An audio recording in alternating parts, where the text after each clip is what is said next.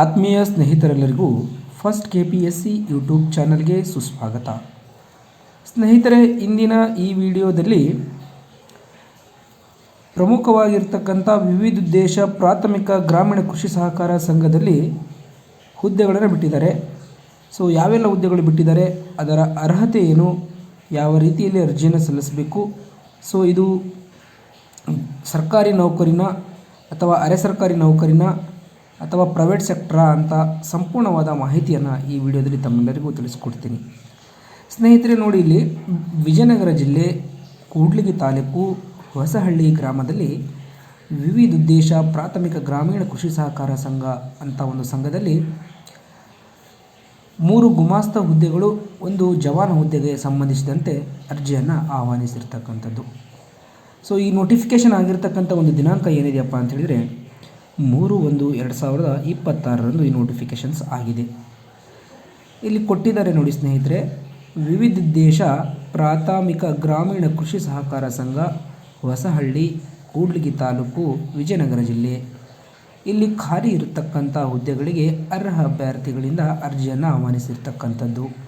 ಪ್ರಮುಖವಾಗಿ ಗುಮಾಸ್ತ ಹುದ್ದೆ 2 ಹುದ್ದೆಗಳಿದೆ. ಇಲ್ಲಿ ಸಾಮಾನ್ಯ ಅಭ್ಯರ್ಥಿಗಿದೆ. ಸಾಮಾನ್ಯ ಅಭ್ಯರ್ಥಿ ಅಂದರೆ ಜನರಲ್ ಕ್ಯಾಂಡಿಡೇಟ್ಸ್ ಯಾರಾದರೂ ಅಪ್ಲಿಕೇಶನ್ಸ್ ಹಾಕ್ಬೋದು. ನಂತರ 1 ಗುಮಾಸ್ತ ಹುದ್ದೆ ಪರಿಶಿಷ್ಟ ಪಂಗಡದವರಿಗಿದೆ. ಮತ್ತೊಂದು ಜವಾನ ಹುದ್ದೆ ಇರತಕ್ಕಂಥದ್ದು ಹಿಂದುಳಿದ ಬಾ ವರ್ಗದವರಿಗೆ, ಅಂದರೆ ಇಲ್ಲಿ ವರ್ಗ ಮಾಡಿದಾರಲ್ಲ ಸ್ನೇಹಿತರೆ, ಒಳ ಮೀಸಲಾತಿ ಟೈಪು, ಆ ವರ್ಗದಲ್ಲಿ ಹಿಂದುಳಿದ ವರ್ಗದವರಲ್ಲಿ ಬಾ ವರ್ಗದವರಿಗೆ ಈ ಹುದ್ದೆ ಇರತಕ್ಕಂಥದ್ದು. ಅರ್ಜಿ ಸಲ್ಲಿಸ್ತಕ್ಕಂಥ ಅಭ್ಯರ್ಥಿಗಳು 18 ವರ್ಷ ವಯಸ್ಸಿನವರಾಗಿರಬೇಕು. ಸಾಮಾನ್ಯ ಅಭ್ಯರ್ಥಿಗಳು 30 ವರ್ಷ, ಗರಿಷ್ಠ 30 ವರ್ಷಗಳಾಗಿರಬೇಕು. ಹಿಂದುಳಿದ ವರ್ಗದವರು 38 ವರ್ಷದವರಾಗಿರಬೇಕು.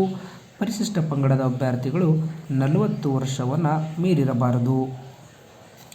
ಗುಮಾಸ್ತ ಹುದ್ದೆಗೆ ವಿದ್ಯಾರ್ಥಿಯು ದ್ವಿತೀಯ PUCಯಲ್ಲಿ ಕನಿಷ್ಠ 60 ಅಂಕಗಳನ್ನು ಗಳಿಸಿರ್ತಕ್ಕಂಥದ್ದು. ಕಂಪ್ಯೂಟರನ್ನು ಆಪರೇಟ್ ಮಾಡ್ತಕ್ಕಂಥ ಒಂದು ಜ್ಞಾನವನ್ನು ಹೊಂದಿರಬೇಕು. ಜವಾನ ಹುದ್ದೆಗೆ SSLC ವಿದ್ಯಾರ್ಥಿಯನ್ನು ಹೊಂದಿರಬೇಕು. ಅದರ ಜೊತೆಗೆ ಕನ್ನಡವನ್ನು ಮಾತನಾಡಲು ಮತ್ತು ಬರೆಯಲು ಮತ್ತು ಓದಲು ಬರುತ್ತಿರಬೇಕು. ಅರ್ಜಿಯನ್ನು ವಿದ್ಯಾರ್ಥಿಗಳು ಜನ್ಮ ದಿನಾಂಕ, ಮೀಸಲಾತಿ, ಅಂಕಪಟ್ಟಿ, ಆಧಾರ್ ಕಾರ್ಡ್, ಪಾನ್ ಕಾರ್ಡ್ ಇವುಗಳಿಗೆ ಸೆಲ್ಫ್ ಅಟೆಸ್ಟೆಡ್ ಆಗಿ 3 ಪಾಸ್ಪೋರ್ಟ್ ಸೈಜ್ನ ಫೋಟೋಗಳನ್ನು ತೆಗೆದುಕೊಂಡು 1,000 ರೂಪಾಯಿ ಮೊತ್ತದ ಒಂದು DDಯನ್ನು ಹಿಂದುಳಿದ ವರ್ಗದವರು ತೆಗೆಸಬೇಕು. ನಂತರ ಪರಿಶಿಷ್ಟ ಪಂಗಡದವರು 500 ರೂಪಾಯಿಗಳ DDಯನ್ನು ಕಟ್ಟಬೇಕಾಗಿರ್ತಕ್ಕಂಥದ್ದು. ನಿಗದಿತ ಒಂದು ಅರ್ಜಿಯು 200 ರೂಪಾಯಿಯನ್ನು ಪಾವತಿಸಿ ಅರ್ಜಿಯನ್ನು ಪಡೆಯಬೇಕು. ಹೆಚ್ಚಿನ ಮಾಹಿತಿಗಾಗಿ ಸಹಕಾರ ಕಚೇರಿ ಸಮಯದಲ್ಲಿ ಮುಖ್ಯ ಕಾರ್ಯನಿರ್ವಾಹಕರಿಂದ ಪಡೆಯಬಹುದು. ಸಂಘದಿಂದ ಪಡೆದಂತಹ ಮೂಲ ಅರ್ಜಿಯಲ್ಲಿಯೇ ಅಭ್ಯರ್ಥಿ ವಿವರವನ್ನು ಭರ್ತಿ ಮಾಡಬೇಕು.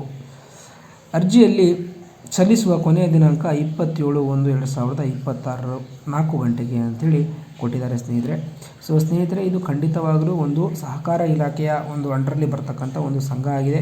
ಇಲ್ಲಿ ಇದು ಕೂಡ ಗೌರ್ಮೆಂಟ್ ಅಪಾಯಿಂಟೆ ಕೋಪರೇಟರಿ ಸೆಕ್ಟರ್ ಆಗಿರ್ತಕ್ಕಂಥದ್ದು. ಯಾರೆಲ್ಲ ಇಂಟ್ರೆಸ್ಟ್ ಇದ್ದರೆ, ಇಲ್ಲಿ ಏನು ಎಕ್ಸಾಮ್ಸು ಯಾವುದ್ರ ಬಗ್ಗೆನೂ ಅವ್ರ ಮಾಹಿತಿ ನೀಡಿಲ್ಲ. ನೀವು ಪಡೆದಿರ್ತಕ್ಕಂಥ ಅಂಕಗಳ ಆಧಾರದ ಮೇಲೆ ಡೈರೆಕ್ಟಾಗಿ ರಿಕ್ರೂಟ್ಮೆಂಟ್ ಆಗ್ತಾ ಇರಬೇಕು ಅಂತ ಒಂದು ಇವರಿಗೆ ಬಿಟ್ಟಿರ್ತಕ್ಕಂಥ ವಿಚಾರ. ಮುಖ್ಯ ಕಾರ್ಯನಿರ್ವಾಹಕರು ಅವರ ಅಧ್ಯಕ್ಷರಿದ್ದಾರಲ್ಲ, ಸೆಲೆಕ್ಷನ್ಸ್ ಕಮಿಟಿ ನೇಮಕಾತಿ, ಅವರಿಗೆ ಬಿಟ್ಟಿರ್ತಕ್ಕಂಥದ್ದು. ಸೊ ಯಾರೆಲ್ಲರಿಗೂ ಹೆಲ್ಪ್ಫುಲ್ ಇದೆ, ಯಾರೆಲ್ಲರಿಗೂ ಅವಶ್ಯಕತೆ ಇದೆ, ಸ್ಥಳೀಯರು ಯಾರಿದ್ದೀರಾ ತಾವುಗಳು ಈ ಅರ್ಜಿಯನ್ನು ಸಲ್ಲಿಸಿ ಇದರ ಸದುಪಯೋಗವನ್ನು ಪಡ್ಕೋಬೇಕಂತ ಹೇಳ್ತೀನಿ. ಸ್ನೇಹಿತರೆ, ತಮ್ಮೆಲ್ಲರಿಗೂ ಧನ್ಯವಾದಗಳು. ಇದೇ ಮೊದಲ ಬಾರಿಗೆ ನಮ್ಮ ಯೂಟ್ಯೂಬ್ ಚಾನಲ್ಗೆ ಭೇಟಿ ನೀಡಿದರೆ ದಯಮಾಡಿ ನಮ್ಮ ಯೂಟ್ಯೂಬ್ ಚಾನಲ್ ಆಗಿರ್ತಕ್ಕಂಥ ಫಸ್ಟ್ KPSC ಯೂಟ್ಯೂಬ್ ಚಾನಲ್ನ ಸಬ್ಸ್ಕ್ರೈಬ್ ಮಾಡ್ಕೊಳ್ಳಿ. ಹಾಗೆ ನಮ್ಮ ಟೆಲಿಗ್ರಾಮ್ ಚಾನಲ್ನ ಲಿಂಕ್ ಆಗಿ, ಹಾಗೆ ನಮ್ಮ ಇನ್ಸ್ಟಾಗ್ರಾಮ್ನ ಫಾಲೋ ಮಾಡಿ. ತಮ್ಮೆಲ್ಲರಿಗೂ ಧನ್ಯವಾದಗಳು.